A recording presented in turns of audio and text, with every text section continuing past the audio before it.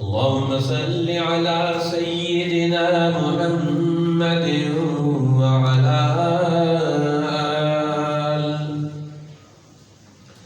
وعلى آله وأزواجه وأصحابه وأتباعه وبارك وسلم تسليما كثيرا كثيرا.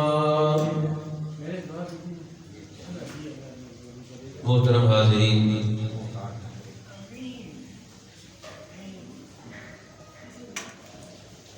عزیز بزرگ اور بھائیوں،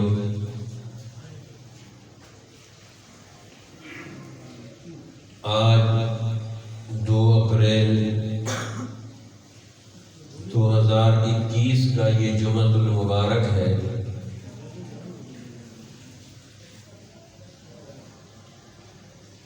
اور شعبان المعظم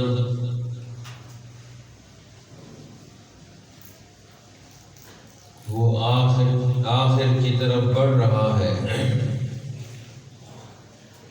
اور رمضان المبارک کی گھڑیاں وہ ہماری طرف بڑھ رہی ہے. نبی اکرم صلی اللہ علیہ وسلم نے اس آنے والے مہینے کو اس انداز سے، بڑے پیار سے اس کے آنے کو بیان فرمایا. اظلکم شہرکم ھذا، قد اظلکم شہر مبارک، تمہارے اوپر سایہ فگن ہونے کو ہے، تمہارے تک پہنچنے والا ہے وہ ماہ مبارک. ایک مسلمان کو اس ماہ مبارک کا انتظار رہتا ہے. اللہ کے پیغمبر بھی اس ماہ مبارک کا انتظار کرتے ہیں. قد اظلکم شہر عظیم، تمہارے تک ایک بڑا مہینہ آ رہا ہے، وہ پہنچنے کو ہے، اس کا سایہ تمہارے اوپر سایہ تننے کو ہے. لہذا تمہیں اس کے سایہ فگن ہونے سے پہلے اپنے آپ کو تیار کر لینا چاہیے. اس لیے حدیث پاک میں آتا ہے کہ نبی اکرم سرور دو عالم صلی اللہ علیہ وسلم نے ارشاد فرمایا کہ اللہ جل جلالہ جنت کو تیار کرتے ہیں من رأس الحول الی الحول. پورا سال رمضان کی آمد سے پہلے جنت کو آراستہ کرایا جاتا ہے. سارا سال فرشتے لگے رہتے ہیں کہ جنت کو تیار کریں، جنت کو ڈیکوریٹ کریں، جنت کو آراستہ کریں. اس لیے اللہ ہر روز اپنی جنت کو تیار کرتے ہیں، اور ایک حدیث میں فرمایا پورا سال اس کو تیار کیا جاتا ہے. اور کن لوگوں کے لیے تیار کرایا جاتا ہے؟ کہ جو اس دین حق کے ماننے والے، اس کی نسبتوں کو حاصل کرنے کے لیے طلبگار بن جاتے ہیں، جن کے دلوں میں اللہ کی طرف شوق اور محبت بڑھ جاتا ہے، جن کے دل و دماغ اللہ اور اس کے رسول اور اس کے دین کی محبت سے سرشار ہو جاتے ہیں، تو اللہ بھی ان کے لیے تیاری کرواتے ہیں. اب یہ دیکھیں کہ اللہ جل جلالہ اپنے ان محترم اور محنت کش لوگوں کے لیے فرشتوں کو لگا دیتے ہیں کہ تیاری کرو، جنت کو تیار کرو. اب جنت کو تیار کروایا جاتا ہے، اور جنت کو تیار کروا کے اللہ جل جلالہ پورا ماحول بناتے. رمضان المبارک کی آمد سے پہلے دنیا کا ماحول بن جائے، اہتمام پیدا ہو جائے کہ مسلمان ایک نئے علم، عمل، تربیت، اخلاق کے مہینے میں داخل ہونے والے ہیں۔ ان کا کورس شروع ہونے والا ہے، ان کا تعلیم و تربیت کا دور شروع ہونے والا ہے، لہذا اللہ جل جلالہ اس کا اہتمام فرماتے ہیں۔ تو گویا اہتمام رمضان یہ دین کے اندر موجود، اہمیت رمضان یہ دین کے اندر موجود۔ رمضان المبارک کا استقبال ذہنی طور پر، عقلی طور پر، شعوری طور پر ہم اس کے استقبال کے لیے تیار ہو جائیں، اس کو تیار کر لیں اپنے آپ کو کہ ہم رمضان المبارک کا استقبال کریں گے۔ کس چیز سے استقبال کریں گے؟ اس لیے رمضان المبارک کا آغاز ہوتا ہے تو وہ رات سے ہوتا ہے۔ پہلے رمضان کی رات آتی ہے اور پھر دن آتا ہے، رات پہلے آتی ہے۔ تو اب رات سے ہم رمضان المبارک کا آغاز کرتے ہیں۔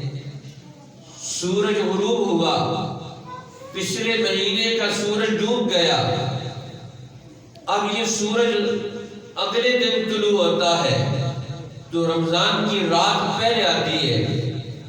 اب رات میں انسان رمضان کا استقبال کرتے ہیں، مسلمان اس کا استقبال کرتے ہیں، اپنی نیتوں کو ٹٹولتے ہیں، اپنے دلوں کو کھنگالتے ہیں، اپنے زبان اور اعضاء و جوارح کو وہ آراستہ کرتے ہیں کہ رمضان المبارک میں ہم داخل ہو جائیں۔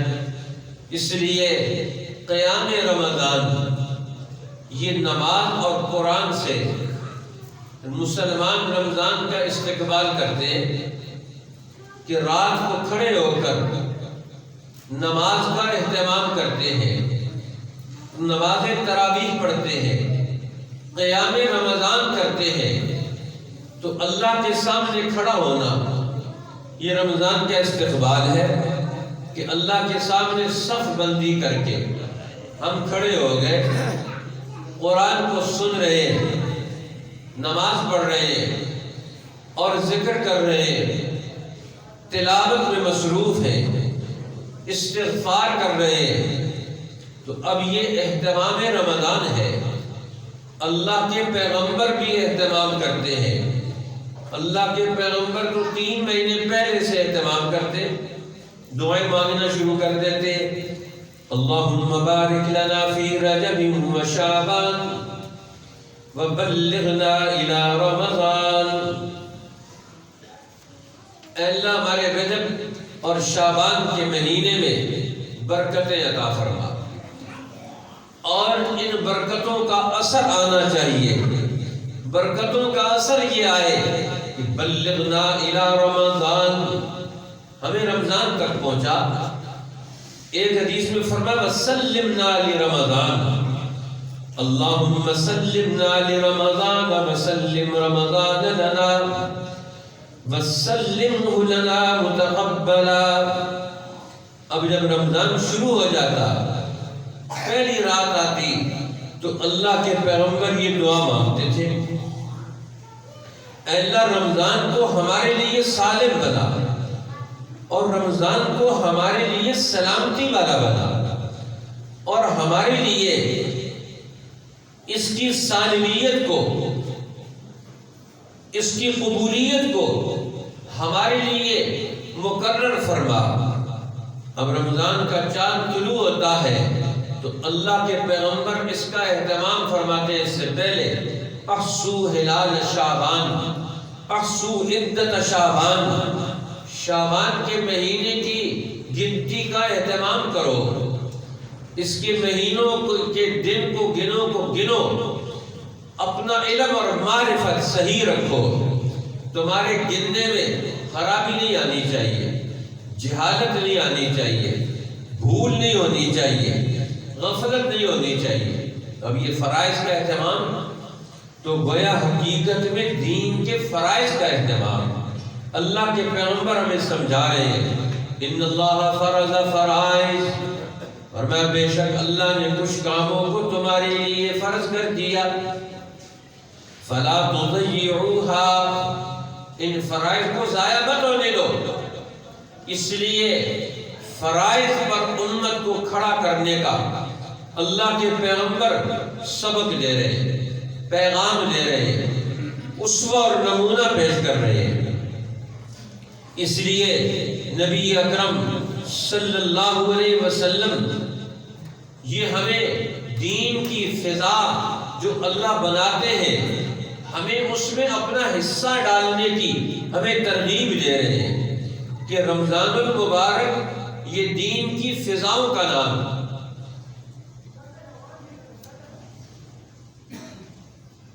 اس لیے اللہ جل جلالہ رمضان المبارک کا چاند طلوع ہوتا ہے تو اللہ جل جلالہ اپنی ساری رحمتوں کو آسمان دنیا کی طرف متوجہ کر دیتے ہیں۔ حدیث میں آتا ہے حضور علیہ السلام نے فرمایا ان اللہ لینزل الی السماء الدنیا، پہلی رات جب رمضان کی آتی ہے تو اللہ جل جلالہ اپنی ساری رحمتوں سمیت آسمان دنیا پر جلال فرماتے ہیں، اپنی ساری تجلیات کو اس پہلے آسمان پر وہ متوجہ کر دیتے ہیں، اور پھر ہمارے علماء اولیاء اللہ محدثین اللہ ان کی قبروں پر کروڑہا رحمتیں نازل فرمائے تو وہ بتاتے ہیں کہ آسمان دنیا پر آنے کا مطلب کیا ہے۔ فرمایا کہ جو آسمان دنیا ہے یہ ہماری دنیا کا چھت ہے، یہ ہماری دنیا کا چھت ہے۔ اللہ نے زمین کو بچھونا بنایا، والسماء بناء، اور آسمان کو ہمارے لیے چھت بنایا۔ یہ ہماری دنیا کا چھت ہے، جو چیز ہمارے چھت پر آ گئی تو ہمارے قریب آ گئی، ہم اس کے قریب ہو گئے تو اللہ جل جلالہ اپنی ساری تجلیات کو دنیا میں بھیج دیتے، لیکن دنیا کے اندر نہیں، دنیا کے چھت پر۔ چھت سے نیچے لانا تمہارا کام ہے۔ اللہ کہتے ہیں چھت تک اپنی ساری رحمتوں کو پہنچانا میرا کام ہے، کہ میں نے ساری رحمتیں تمہاری دنیا کے چھت تک پہنچا دی ہیں، اب میں خود بھی تمہارے چھت پر آ گیا ہوں۔ یہ اب دنیا میں چھت سے نیچے کون اتارے گا؟ اور میں بندے تجھے اٹھنا پڑے گا، تجھے زبان بھی ہلانی پڑے گی، تجھے پاؤں بھی ہلانے پڑے گے، تجھے اپنی حرکت بھی کرنی پڑے گی، اپنی حرکت کے بغیر کوئی کام نہیں چلے گا۔ اللہ فرماتے میں نے تو سارے کام کر لیے، جنت بھی سجا دی، حکم بھی بھیج دیا، رمضان کو بھی تم تک پہنچا دیا، تمہیں بھی زندگی دے دی، تمہیں بھی صحت دے دی، اب میں بھی تمہارے قریب تمہارے چھت پر آ گیا، اب اتنا تو کر لے، اپنے چھت پر تو آ جا، اتنا تو تجھے بھی کرنا چاہیے، کچھ تو حرکت کر لے، کچھ تو بھی توجہ دے لے، کچھ تو بھی اپنے آپ کو تیار کر لے۔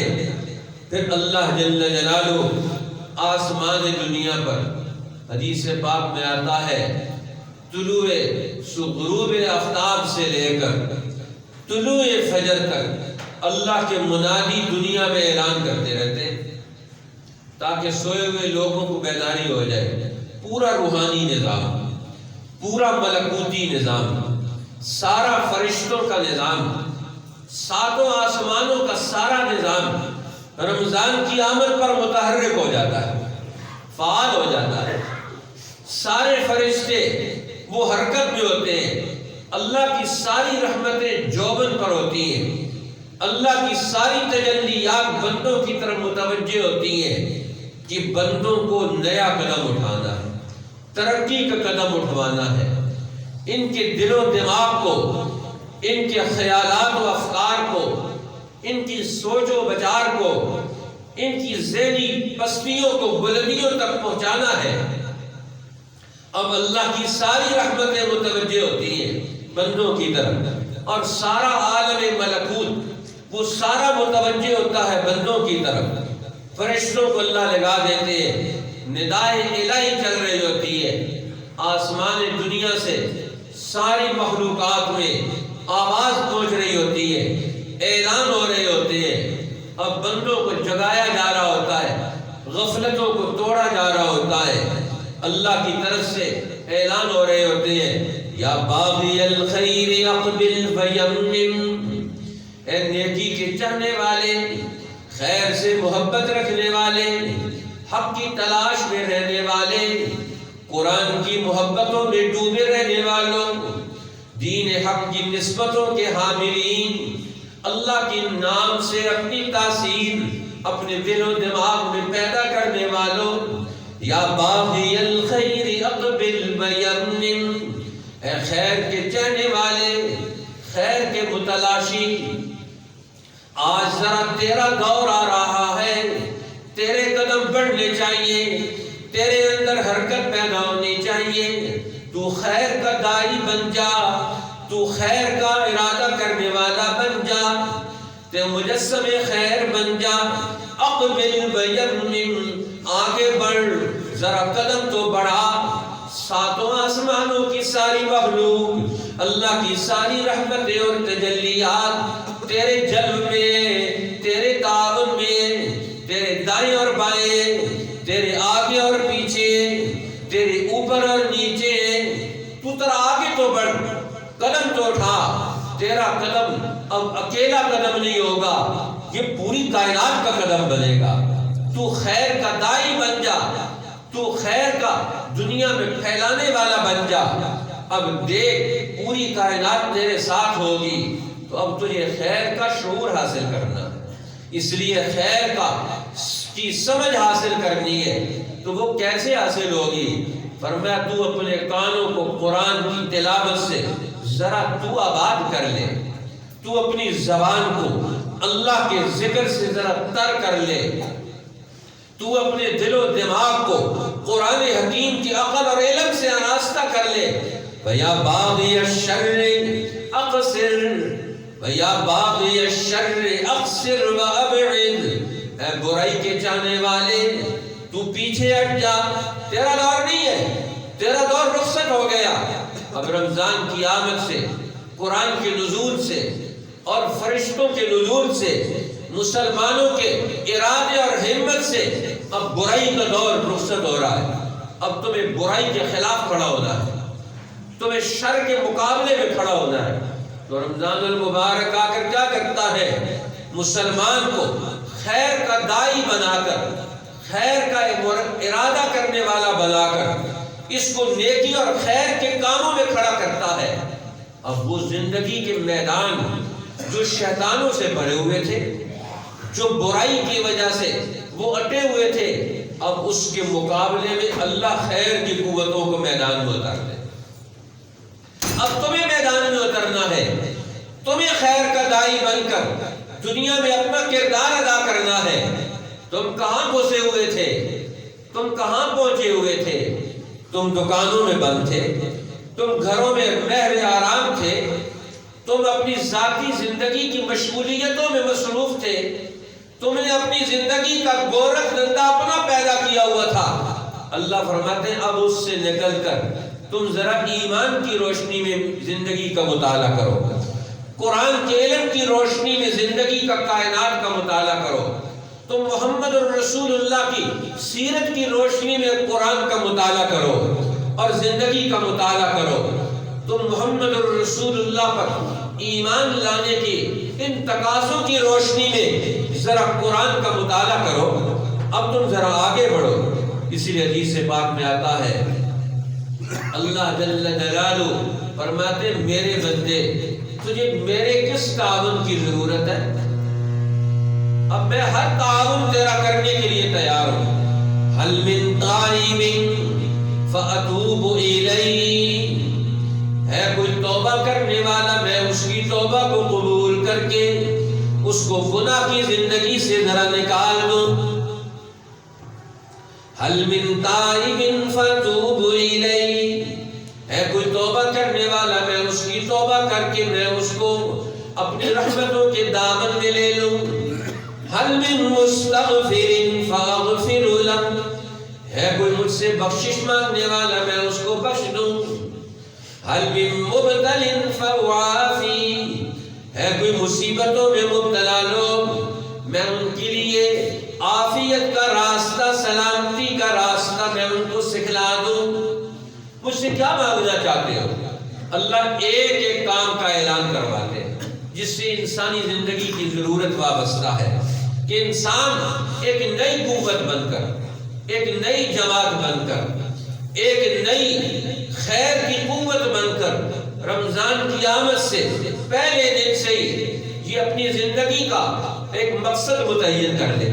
اس لیے اللہ جل جلالہ یہاں تک کہ سارے فرشتوں کو بندوں کی طرف لگا دیتے ہیں.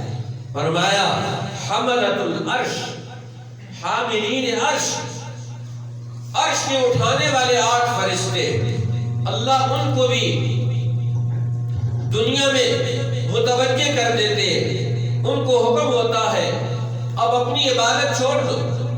اب ہر فرشتہ سارے سال اللہ کی عبادت کرتا ہے, اللہ کی عبادت میں مصروف رہتا ہے. کوئی تسبیح میں, کوئی تقدیس میں, کوئی ذکر میں, کوئی رکوع میں, کوئی سجود میں, کوئی قیام میں, کوئی تحیات میں. اسی لیے علماء فرماتے ہیں حضور علیہ السلام نے ارشاد فرمایا کہ آسمان پر ایک بالش جگہ بھی ایسی خالی نہیں, ایک کوڑا رکھنے کے برابر بھی جگہ خالی نہیں جہاں کوئی فرشتہ رکوع میں, سجدے اور قیام میں, ذکر میں اور تسبیح میں اور تحیات میں, جب سے زمین و آسمان بنی ہے جس فرشتے نے جو عبادت شروع کی ہے قیامت تک وہ عبادت کر رہا ہے. اسی طرح کچھ فرشتوں کی اور ڈیوٹیاں بھی ہیں, لیکن اللہ جل جلالہ حاملین عرش کو بھی رمضان کے آغاز پر کہتے ہیں جاؤ اپنی عبادتوں کو چھوڑو. اور چھوڑ کر کہاں جائیں یا اللہ؟ اللہ فرماتے ہیں کہ میرے حبیب کی امت کے روزے داروں کی دعاؤں پر آمین کہو. جاؤ جا کر ان کی دعاؤں پر آمین کہو. وہ دعائیں مانگ رہے ہیں اور ادھر والے دعائیں کیا مانگتے ہیں, یہ تو سو رہے ہیں. اللہ حاملین عرش کو بھیجتا ہے جاؤ دعائیں مانگنے والوں کو تلاش کر کے ان کی دعاؤں پر آمین کہو. اب رمضان المبارک میں کی روح جو ہے وہ دعا ہے کہ ہر وقت آدمی دعا کی شکل میں رہے, دعا اور طلب میں رہے, اللہ کی طرف اپنا دل دماغ متوجہ کیے رکھے, اس کے اندر سے امیدیں امنگیں اٹھ رہی ہو ہر وقت. کبھی دعا حال سے ہوتی ہے, کبھی دعا قال سے ہوتی ہے. قال کی دعا تو یہ کہ ہاتھ اٹھائے ہوئے اللہ کے حضور دعائیں مانگ رہے ہو, جس طرح اللہ کے نبی دعائیں مانگتے ہیں. زکریا علیہ السلام رات کی تنہائیوں میں اللہ کے حضور دعائیں مانگ رہے ہیں. وَزَكَرِيَّا إِذْ نَادَىٰ رَبَّهُ, اور یاد کریے زکریا کو جب وہ اپنے رب کو پکار رہے تھے نداءً خفیّا. عبدہ زکریا, میرے بندے زکریا کو دیکھیں رات کو کھڑے ہو کر اللہ کے سامنے ہاتھ پھیلائے ہوئے نداءً خفیّا, بڑی آہستگی سے پکار رہے, بڑی دھیمے انداز سے دعائیں مانگ رہے. ربی انی وہن العظم منی واشتعل الرأس شیبا, اے اللہ میں دنیا میں ہوں, 80 سال سے زیادہ عمر ہو چکی ہے. انی وہن العظم منی, میری ہڈیاں بھی کمزور ہو گئی. واشتعل الرأس شیبا, اور میرے بال بھی سفید ہو گئے.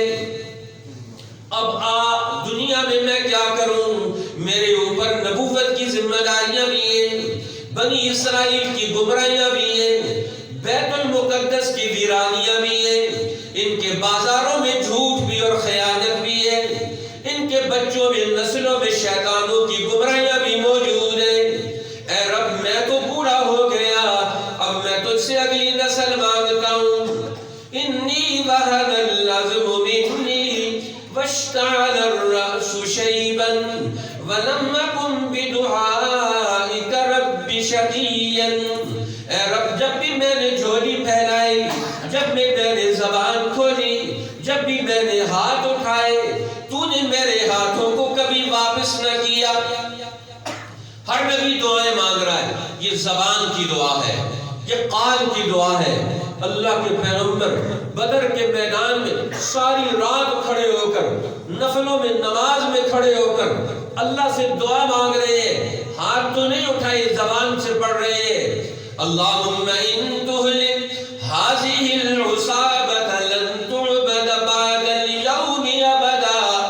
اے رب آج یہ مٹھی بھر جماعت جس کو میں نے رات اور دن کی محنتوں سے تیار کیا، جن کے دل و دماغ کو میں نے تیری توحید سے آراستہ کیا، جن کے دل و دماغ کو میں نے قرآن کے علم سے آراستہ کیا، جن کے اعضاء اور جوارح کو تیری عبادت کے لیے میں نے تیار کیا، ان تہلک هذه العصابة لن تعبد بعد اليوم ابدا۔ آج اگر یہ مٹ گئی یہ جماعت، آج یہ قربان ہو گئی یہ ساری جماعت، تو دنیا میں دھرتی پر تیری عبادت کرنے والا کوئی نام نہیں ہوگا، کوئی زبان نہیں ہوگی، کوئی ہاتھ نہیں اٹھے گا تیرے سامنے۔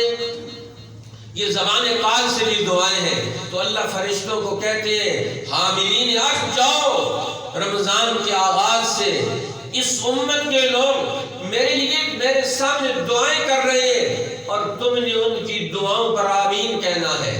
لیکن یہاں دعائیں مانگنے والے کو نہیں، یہاں کون سے منصوبے بنتے ہیں؟ یہاں کا تاجر لوٹنے کا منصوبہ بنا، یہاں کا گورنر، یہاں کا حکمران عوام پر ٹیکس کا منصوبہ بناتا ہے، یہاں کے عام لوگ یہ راتوں کو یہ انٹرنیٹ پر فلمیں دیکھنے کا منصوبہ بناتے ہیں، اپنے اوقات کو ضائع کرنے کا منصوبہ بناتے ہیں۔ کسی سے جا کر پوچھیں تو صحیح، اپنے علماء سے، اپنے رہبروں سے، کہ رمضان ہمیں کیسے گزارنا چاہیے، رمضان ہمیں کیا حکم دینے کے لیے آ رہا ہے، یہ زندگی کا آخری رمضان سمجھ کر گزارے۔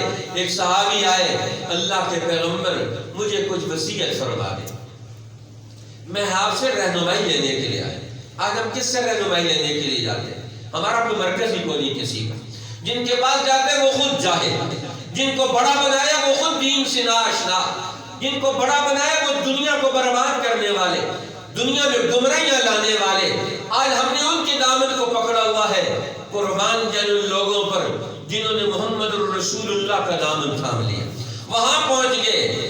اللہ کے پیغمبر مجھے اوصینی، صحابی جا کر عرض کرتے مجھے ذرا وصیت فرما دے، میں دنیا میں کیسے قدم رکھوں، میں دنیا میں کیسے کام کروں، اور میں تجھے کام کا طریقہ سمجھاتا ہوں۔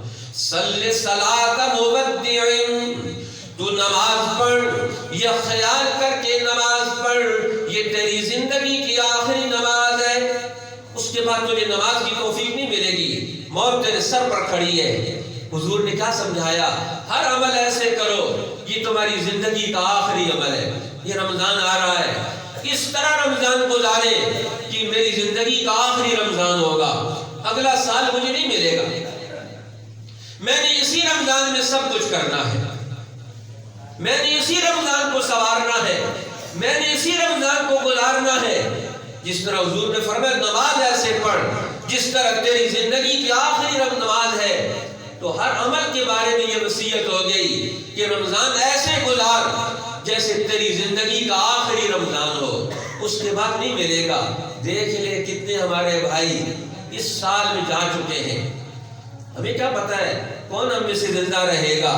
اس لیے رمضان ایسے گزارے جس طرح ہم رمضان کا یہ آخری رمضان گزار رہے ہیں۔ اس لیے فرمایا کہ رمضان میں اور بھی قدم بڑھاؤ، جب رمضان آ جائے تو تمہارا اہتمام بڑھ جائے، تمہارا احساس بڑھ جائے، تمہاری ذمہ داری بڑھ جائے، تمہارا اٹھنا ہو جائے، تمہارے اندر حرکت پیدا ہو جائے، تم خیر کی قوت بن کر برائی کے مقابلے میں، شیطانوں کے مقابلے میں طاقتور بن جاؤ۔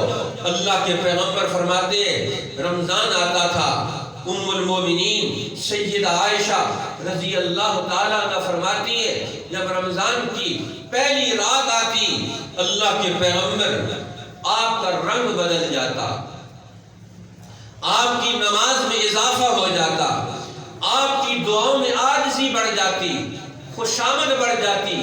پہلے بھی دعائیں مانگتے تھے لیکن رمضان کی دعاؤں کا رنگ ہی کچھ اور ہوتا تھا. آقا دو عالم صلی اللہ علیہ وسلم کی ہر آدمی دیکھ لے میں نے پچھلا رمضان کیسے گزارا, میں نے پچھلے رمضان میں کیا غفلتیں برتی ہیں.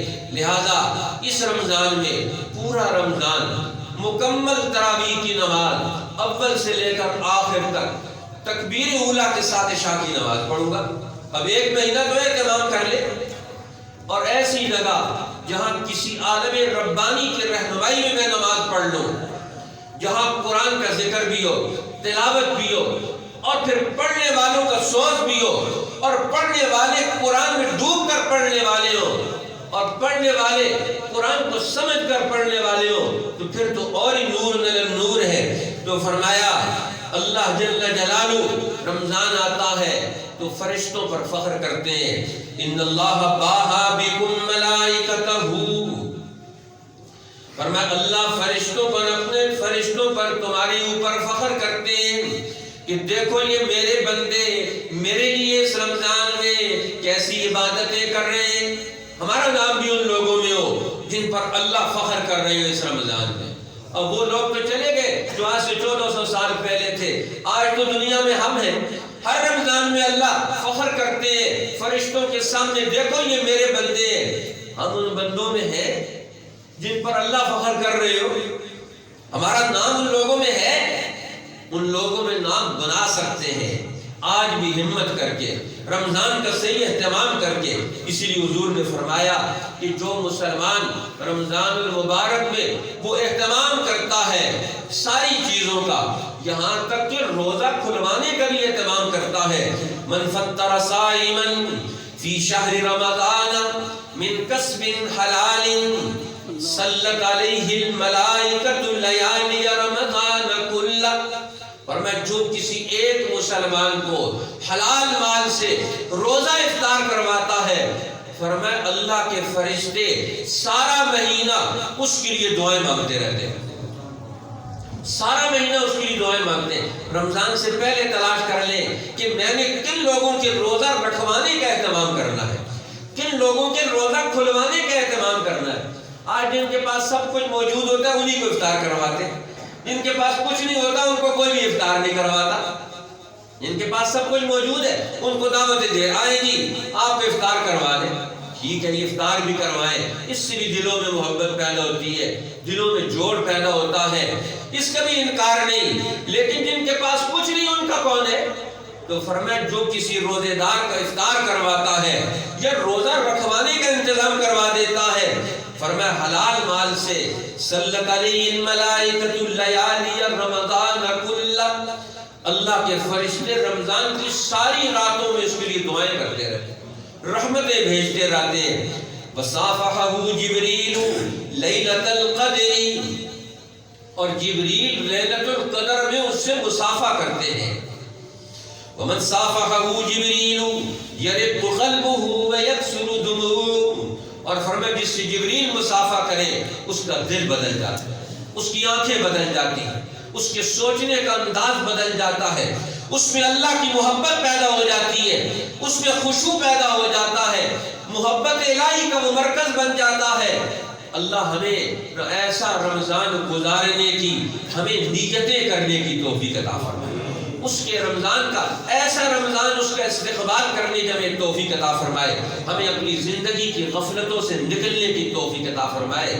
اللہ کی بندگی کا وہ اظہار کرنے کی توفیق عطا فرمائے جو اللہ چاہتے ہیں, جو محمد الرسول اللہ بتا کر گئے ہیں, جو امت کے اولیاء اللہ سمجھا کر گئے ہیں. اللہ ہمیں وہ راستہ نصیب فرما دے. وآخر دعوانا ان الحمد للہ رب العالمین. سنت ادا فرمائے.